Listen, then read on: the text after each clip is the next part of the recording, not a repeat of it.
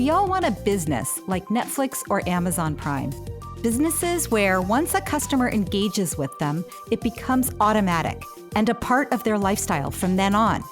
But how do you build that forever transaction? I'm Robbie Kelman-Baxter, and I have been studying subscription and membership models for nearly 20 years. In this podcast, my guests and I share the secrets and strategies of the membership economy. Join us for Subscription Stories, true tales from the trenches. CrossFit CEO Eric Roza has an interesting background, which brings together two separate threads, an entrepreneurial streak and a love for health. A successful tech executive who sold his company, Datalogix, to Oracle in 2014 for $1.2 billion and continued at Oracle for another 5 years, Eric has also been a lifelong fitness nut. His enthusiasm for the CrossFit lifestyle eventually led him to open a CrossFit gym, CrossFit's in Boulder, Colorado, where he lives, even as he continued his day job at Datalogix and then Oracle. In mid-2020, about a year after retiring from Oracle, Eric bought CrossFit Inc. from CrossFit founder and former CEO Greg Glassman. The sale was first announced on June 24th, 2020, just a few weeks after Glassman had resigned as CEO amidst a swirl of controversy. Eric took over as CEO at a critical time for a membership organization known for its cult-like following and devoted members. He brings tremendous experience and passion to CrossFit. I invited Eric to the show because I've been fascinated by CrossFit since my sister and brother-in-law discovered it in 2010. I wrote about how CrossFit develops super users, members so committed and passionate that they spend their own money and time for the good of the brand, in my first book, The Membership Economy. When I heard that my business school classmate and friend was taking over CrossFit after such a successful career in technology and during such a tumultuous time, I had a million questions. Today, Eric and I are going to talk about how to write a membership culture after a crisis, walking that fine line of rebuilding the organization while not losing what had made it great, and bringing together a broad group of stakeholders around a new forever promise.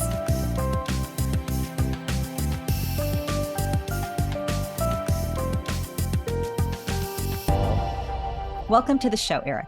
Thanks for having me, Robbie. So can you describe your journey to CrossFit? I know you first discovered CrossFit in 2008, but how did you come to be the owner of CrossFit writ large? I started doing CrossFit, as it's called, CrossFit, in 2008. But if I look back, I probably was doing something that looked like CrossFit, and I could even tell you what the workout was and so on, in about 1978 with some buddies. And so once I found CrossFit, like, oh my God, where has this been my whole life? And it had so many elements of things that I've always been drawn towards, whether it was the high intensity, the variety, the community. And then, not long after discovering it, I got this crazy idea into my head. In fact, before we opened CrossFit's, that if I could do anything with my life for the rest of my life after Datalogix, it would be leading CrossFit someday. Wow, that's awesome. So my sister and brother-in-law are devoted members of their CrossFit Palo Alto box. I've been there. Oh, yeah. Long time ago, yeah. It's such a huge part of their life. It's, they have really great friends there. It's a big part of their social life. And of course, the CrossFit workouts have been core to everything they do, including when we go on vacation. What do you think it is about CrossFit that makes members so committed, passionate, loyal? Well, I will answer that, but I'm going to ask you a question first, Robbie. Have they ever tempted you to go in there with them?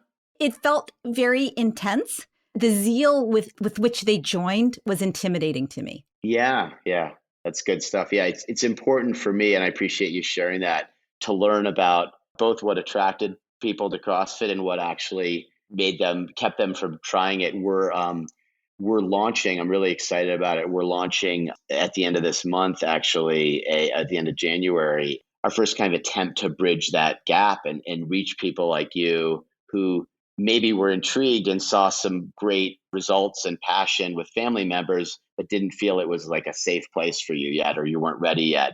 And so we're launching this great new product called the CrossFit On Ramp that brings CrossFit into people's living room with no equipment needed to learn how to do it. We think going to the gym is the way to that's where you really get the power. But this lets you kind of get your legs under you and learn some skills and build the confidence and see whether this is something you might like to try.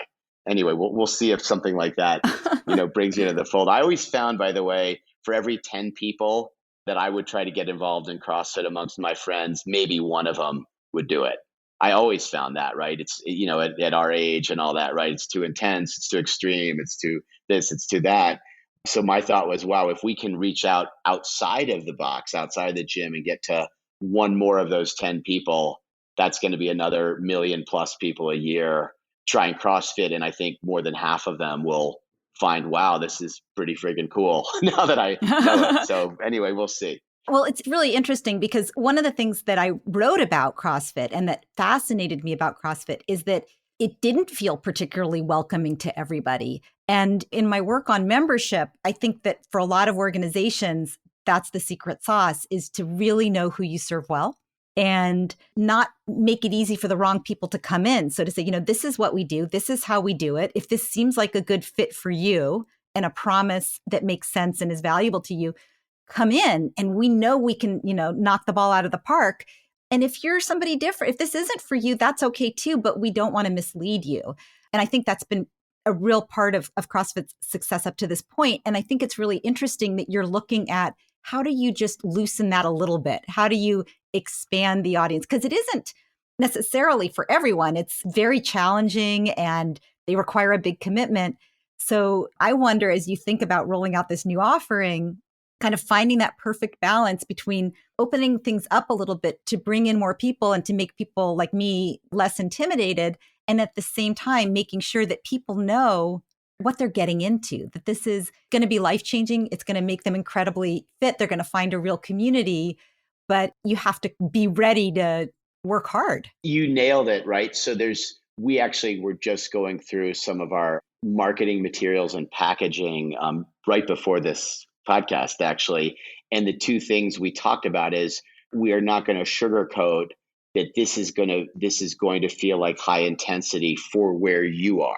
Not high intensity by the standards of a world-class athlete, but CrossFit meets you where you are, and it's going to play that edge in a way that maybe you haven't played, and that's where the magic happens. And secondly, you're going to learn a lot of new skills, and it's going to be uncomfortable, some of the movements, right?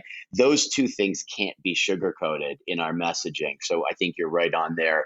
The interesting thing on your first point, and it's what makes CrossFit so fascinating intellectually, is that when we say it's not for everyone, that's absolutely true, right? The highest end estimate I would have is 10 million people around the world doing something that is very recognizable as CrossFit, albeit not necessarily in one of our gyms.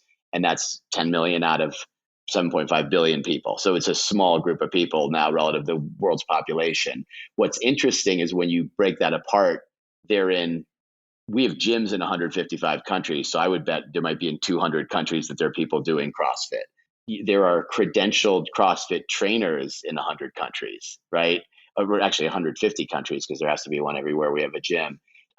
We've done a feature on a 96-year-old who discovered CrossFit at 94, right? There are 5-year-olds doing CrossFit. You can find plenty of TikTok and Instagram videos of that. There are people who are 300 pounds overweight doing CrossFit. There are people without limbs doing CrossFit. So the interesting thing is, it's hard to stereotype. Yes, this is a relatively small subset of the world, but it's hard to stereotype exactly what that subset is.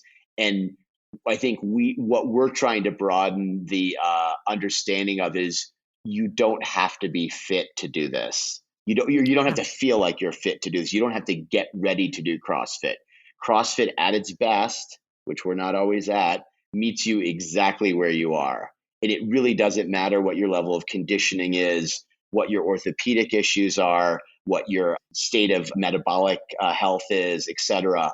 When we get it right, we can meet you anywhere. But it does take a certain person to be ready to say, I'm going to push the edge of my intensity, and I'm going to have the humility to not try to keep up with the person next to me if that's not the right thing to do. And our part in this is both the messaging to invite you in and make sure that, but also then to be at our best more often, so that the actual environment that you're in is representing what I said.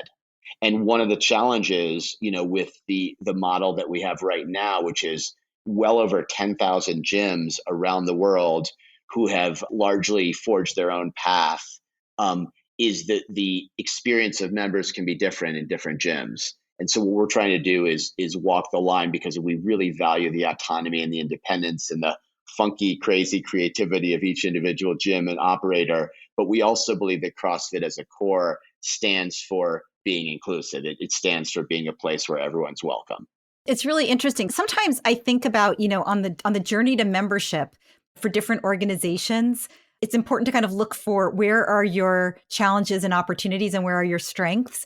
And I sometimes liken membership to being like a party, right? And so if there's a party going on at someone's house, like you walk by it all the time, this house, and you don't even know there's a party going on inside or, at some restaurant or bar. So if you don't even know that there's a party going on in there, that's a communications problem, right? Who knew there was a party in my neighborhood? And then the next thing is, do you think that it's a party for you? Well, like I looked in the windows and those didn't look like my people. So I just kept going. And that could be true and it could not be true, right? It could be that I just got the wrong idea by looking in the window. And then there are kind of the deeper challenges that a membership has, which is I came in and I didn't feel welcome. And I realized and I decided it wasn't for me. And that could be true, or it could just be a bad onboarding experience.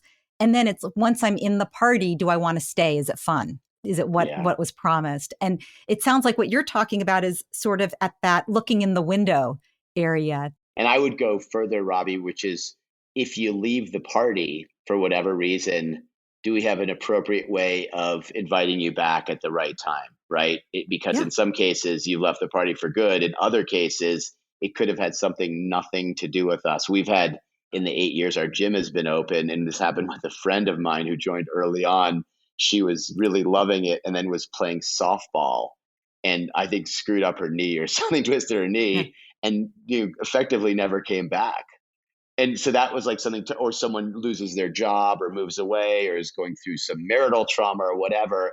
How do you invite people back again? So it's this full life cycle and journey, and let them know that it's okay if you're taking a pause. There's no judgment there. And if you have to come back and step back a little bit, I deal with that myself. I was away for 3 out of 4 weeks recently, and I felt going back to the gym like, oh my gosh, I'm going to be so down on myself for my performance in there. And then you get to play with your own ego and go, is that really what this is all about? No, it's really interesting. And that question of win backs is very popular right now in a lot of memberships, is this concept of a pause button and a no judgment pause button, right? You don't lose your status. You don't lose your place. In some cases, you don't lose your pricing or whatever, deal you had. But this idea being that we as an organization recognize that there are a lot of legitimate reasons that might cause you to take a break. Yeah. Can you describe what CrossFit is and what a typical workout is like? So the way I would describe a CrossFit workout, Robbie, is you come into the gym and there's a coach there and you have a class. It's a group of people. It might be 2 or 3 people. In some places, it's you alone. Sometimes it might be 20 or 30 when we're outside of COVID. So, and I guess there could even be classes bigger than 30. That's about as big as I've ever seen. And the coach is going to go around and sometimes make sure everybody knows each other. And then is going to explain, there's a whiteboard, and the coach is going to explain what the workout is. And what's really interesting about this is every day the workout's different. And what you can count on is there's a little phrase we talk about which is constantly varied movements that are executed at high intensity and are functional. So what does that mean? So constantly varied, they're always different, and you could have 2 or 3 of them thrown together. You want to be at a fairly high intensity. I wouldn't say we always work out at high intensity, but we often do. And it tends to be much shorter than a workout that you're used to if you're going for an hour-long run or something. And then when we say functional, it's usually involving the whole body.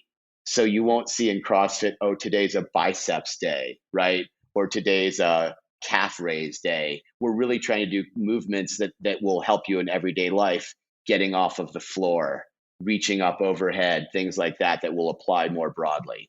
And there's and then the other thing is that CrossFit is, the term we use is infinitely scalable, meaning that whether you're the most fit person on the planet, or this is your first time off the couch in 3 years, our coaches are trained to be able to meet you exactly where you are and in partnership with you, play that edge so that the definition of intensity is very much subjective to what you're feeling, not what somebody else's opinion is, or not what the person next to you is doing. And I love that about CrossFit when I started doing it, was just the range in people that were in there. And a few years ago, my mom died a few years ago, but she started doing CrossFit at the age of 75, 4 years ago.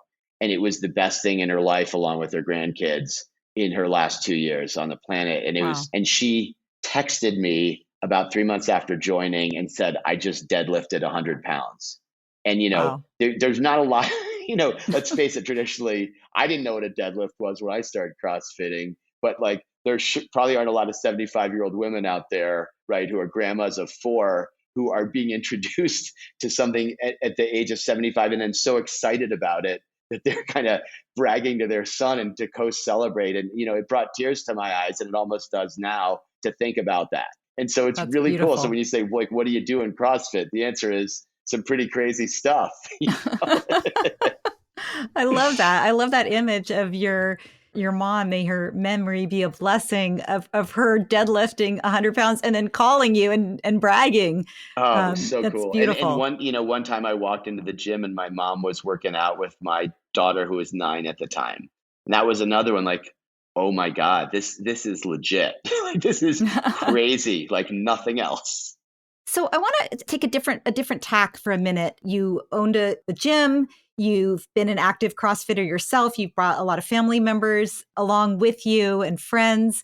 But then, in this past year, you bought CrossFit Inc. And that's a hard thing, buying it from a founder in a difficult time. Can you tell me the story of how you got Greg Glassman, the founder and prior CEO, to sell the business to you and to trust you with his baby? I think it's a great story, and I'd love for you to tell it. Absolutely. Yeah. So we're back in June, and I had moved on from Oracle, which was a company that acquired Datalogics. I'd spent 5 years there, working there and with General Catalyst and doing boards and so on.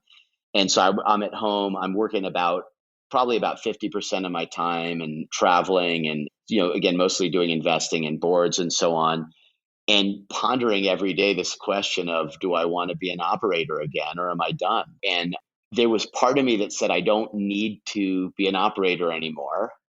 And there was part of me that said, I'm made to be an operator. But all these companies that I'm hearing about from headhunters and so on don't feel like what I want to be doing. And I was increasingly investing in and joining boards of companies that were focused on my twin themes of health and happiness.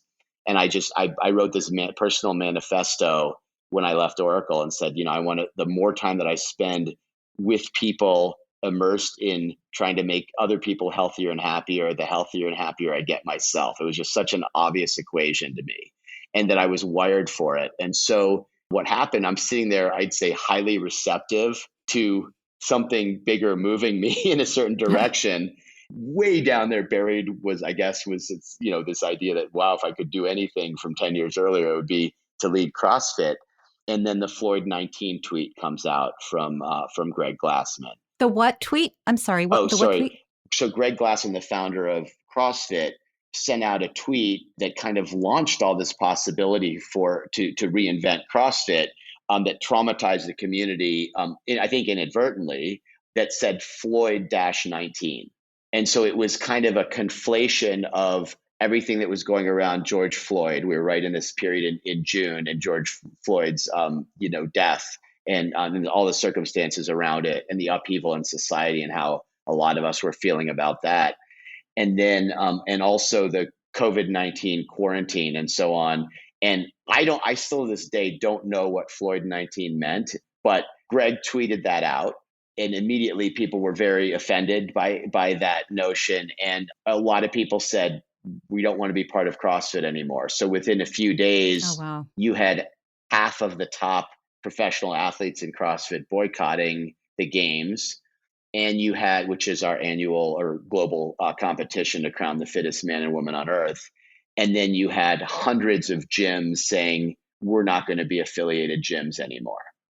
And so what happened then was I started to hear from some friends who knew that this was a lifelong dream of mine and associated me with CrossFit. I think 3 or 4 of them pinged me on text or LinkedIn and said, "Hey, I keep thinking I'm going to, open up my news feed and see that you bought CrossFit," or, "Hey, now's the time, ha ha ha." And the first few I kind of said ha ha ha too. And then I think by the time the third one hit me, I was like, "Well, what are you waiting for? Duh."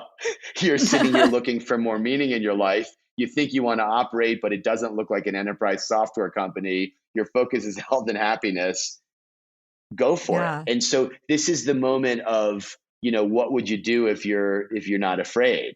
And I was like, the answer is try to buy CrossFit and try to lead it into the future.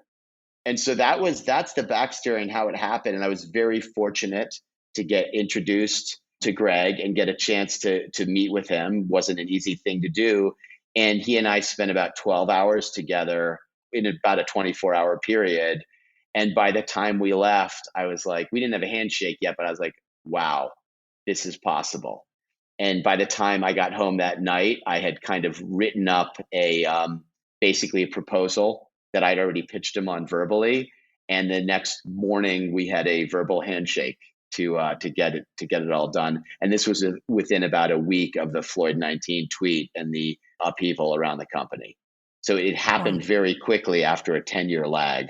The universe just was listening and dropped it in your lap. I mean, what kismet. Yeah, I was so fortunate. I've talked about it with the community as if I were ever someone who didn't believe in kind of metaphysical things and magic or fate or destiny, it's hard to argue that I found some real magic inside myself that allowed me to make the pitch of a lifetime to Greg that couldn't have been more heartfelt about why I was the right guy to entrust this to, even though I knew there were reservations and I knew that he probably wouldn't be happy with a lot of the ways that I led the business. And I told him that. But knowing that my ends were pure, that my intent here was pure, was really important. And then the external magic of just all these things conspiring to support this, it was unbelievable. It was hard Wow. not to, yeah, it was hard not to make you feel a little more metaphysical about the way the world works and all that. That kind of being open to it, telling the universe kind of what you want to do and what you think you can do and what your highest and best purpose is, and then being brave enough to grab it when it comes by. I give you a lot of credit. I'm so impressed. Well, again, as I said, I think I call it magic, not with false humility. It was pretty magic, the whole thing. So take me back to that moment. So you and Greg had this meeting of the minds. There was a lot of trust there. And then you came forward and said, okay, hey, community that is so passionate and so connected and has been doing things a certain way for a long time. Now I'm here at the helm. How did you think about that? I think it's very hard to take over a membership organization or a very strong community, especially, in kind of the circumstances that you did. What was your thinking and how did you think about taking over and protecting the integrity of the community, even as you were moving in a new direction? The first thing that was so clear was that we needed to listen and learn to a tremendous number of constituencies. Like you said, there's so much passion around CrossFit. And we know that passion can swing wildly from one side to the other. And I think there was so much disappointment and fear and uncertainty. Fear was the predominant emotion, I think, because this is an interesting statistic, but over 100,000 people around the world make their living with CrossFit. Don't just love it as the best part of their day when they go into the gym, because then you're in the millions. But 100,000 people make their living, but almost none of them work for us, right? They're part of there are thousands of different businesses in the CrossFit ecosystem independent of the gyms that there are over 10,000 of. Software companies and apparel companies and supplement companies and medical practices, and just the list goes on, food companies, the equipment companies, the list goes on and on all over the world. And so all these people were really fearful about what was going to happen next, and they all had very different points of view. And so I needed to listen to as many of them as possible and appreciate the complexity and the nature of this ecosystem. So I went full on crazy talking to people. I can't tell you how many one-on-one conversations. We immediately set up an email box, eric@crossfit.com, and I had to hire 3 people to help man it. And we set this up before the deal closed, 2 months before the deal closed, and said, like, tell us what you think. We want to hear from you. And every one of those emails was read. It was overwhelming. And then, of course, there's all the social media posts. And so it was really listening and learning and piecing together somewhat of the mosaic. And then the other thing was I tried to be somewhat visible. So we did kind of the first community town hall where I would get on a video conference and have it open to the press, to everything, and just talk about what was going on and talk with different stakeholders and so on, and convened a summit then, which was really hard during COVID to do this in a safe way, but we had 25 people come in July into Boulder, in this ballroom that held 500 people, and went very deep on issues around diversity, equity, and inclusion, and the future of the gym business in the age of COVID, and how would the training business evolve, and all these different areas. And so we just really tried to have people know we were listening and then follow up with actions and summaries and so on. But I think you're right. There was tremendous risk of, I think the best term that gets used for this is organ rejection, right? Of somebody coming into a founder-led business that people are so passionate about and feel so much ownership in.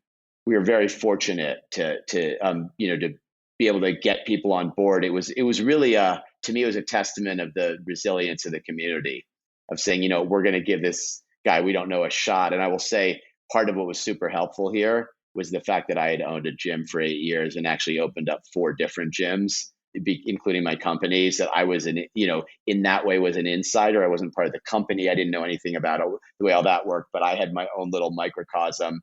And it was so clear, I think, to people when they met me that my passion was bringing more health and happiness to people that I came into contact with. I didn't have to fake that, or say, wait, what are my talking points today? It's like, no, I've been living this. Like, this is all I want to do.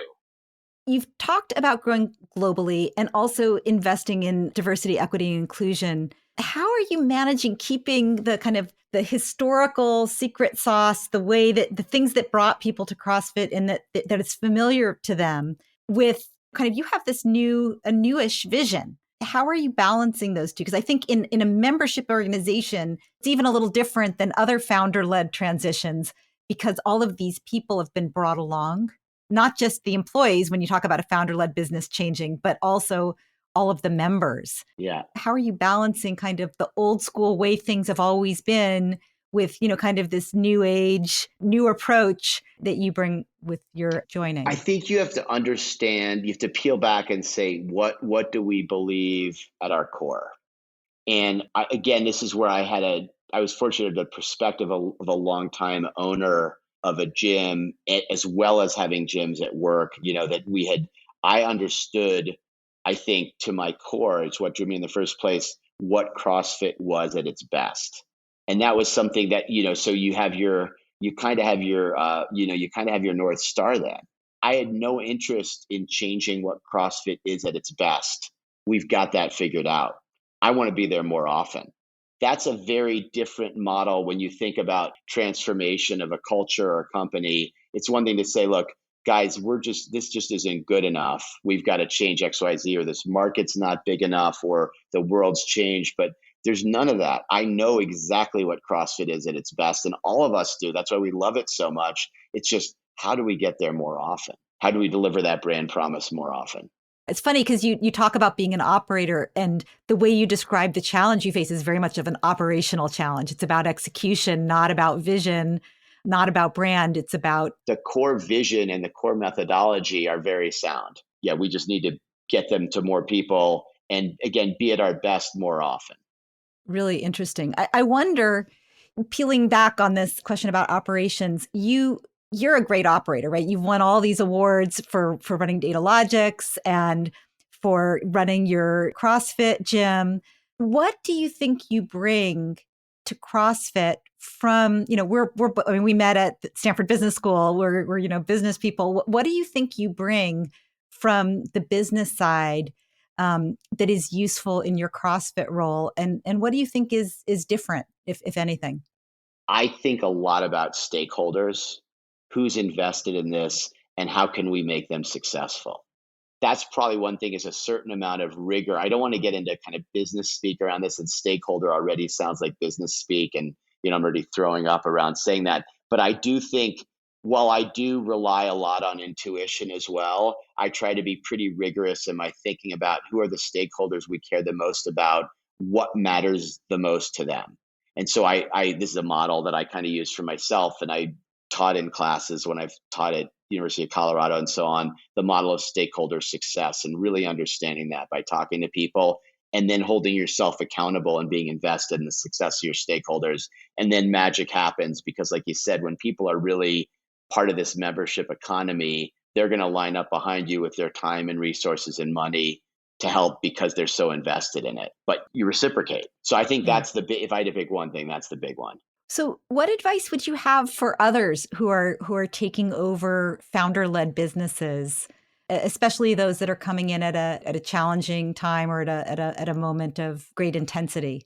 Well, one of the things that I try to do, again, I'm so kind of people forward in my thinking and about kind of these one-to-one connections, is I've met in small groups now, obviously via Zoom, given the time, with all of CrossFit's employees, as well as I mentioned, hundreds and hundreds of folks who don't work for us and work in other parts of the ecosystem.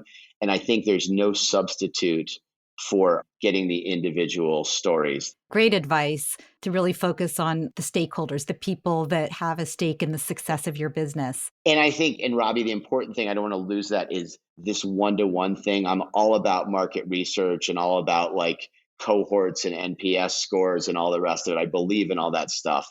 But the one-on-one anecdotes, the focus group, et cetera, has been discredited over time. But I will tell you that there's no substitute for that one-on-one connection from the top leader to everyone in the organization. If you really want to send a message and you have to feel this authentically, that you actually care. There's just no substitute. You can't have a surrogate. Yeah, it's what you talked about earlier with CrossFit in general seems like it's also true for you, that, the key things, both coaching, the connections, the community, and then that hard work. I mean, there's no substitute of like going out one-on-one. That's a lot of hard work. And what you just said there, Robbie, is right on, which is, I try to align this way, just to be really authentic and really transparent. So I'll give you just one quick example here, is we put forward CrossFit's mission is to be the world's leading platform for health, happiness, and performance. And so I then told the team that works for us, that works for CrossFit, we need to also be that within our company. And we're not that right now, right? We need to be focused on our own health, happiness, the performance of the business, our individual performance. And then my assistant reminded me, Eric, how are you doing on your own health, happiness, and performance? I said, to be honest, I've been a little stressed and overworked since taking this job.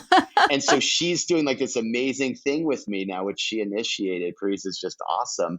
To every day, I have to focus on my own health, happiness, and performance. And I have an accountability to her every day to tell her at the end of the day how it went and how my energy was and how much sleep I got. So I think if you can kind of live that and model that authentically up and down the line, then you're just totally in alignment with what you're trying to do, Cheers to Parisa. Yeah. Awesome. We all need a Parisa to keep us honest. You do, yeah. Okay, so I want to close out with a speed round. So I'm going to just ask you questions and don't think about it too much, just whatever pops to mind. What's the best thing about working with you? What would people say? Passion and caring. What's the worst thing about working with you? Intensity, drive, getting excited about a lot of new things. Best piece of advice you've received in the last week? Best piece of advice that I've received in the past week is actually from a professor on Stoicism named Bill Irvine. And he talks about the fact that you shouldn't want to make somebody else feel bad for you. And you shouldn't want to make somebody else worry about you. And anyone who would do that, you're just increasing misery in the world. So this notion that you can help people without feeling their pain, and you shouldn't want that from other people, that they should be sad or upset because of how you feel. Really powerful stuff that just keeps giving to me as I think more about that model. I love that. And the power of Stoicism as a model. Okay, first subscription you ever had? Rolling Stone magazine. And your favorite subscription now besides CrossFit? My new medical service. Awesome. Wild Health. Awesome. So thank you so much, Eric, for taking the time to share your wisdom and your experiences of the past year, and also all of the accomplishments and the great work that you've done over the last many years. Thank you so much for being a guest, Eric. Pleasure, Robbie. Thanks for having me. That was Eric Roza, CEO of CrossFit. You can find out more about CrossFit at CrossFit.com. And for more about subscription stories, as well as a transcript of my conversation with Eric, go to RobbieKelmanBaxter.com/podcast. Also, if you like what you heard, please take a moment to write a review and give us a star rating. Reviews matter so much in helping others find us. Thanks for your support, and thanks for listening to Subscription Stories.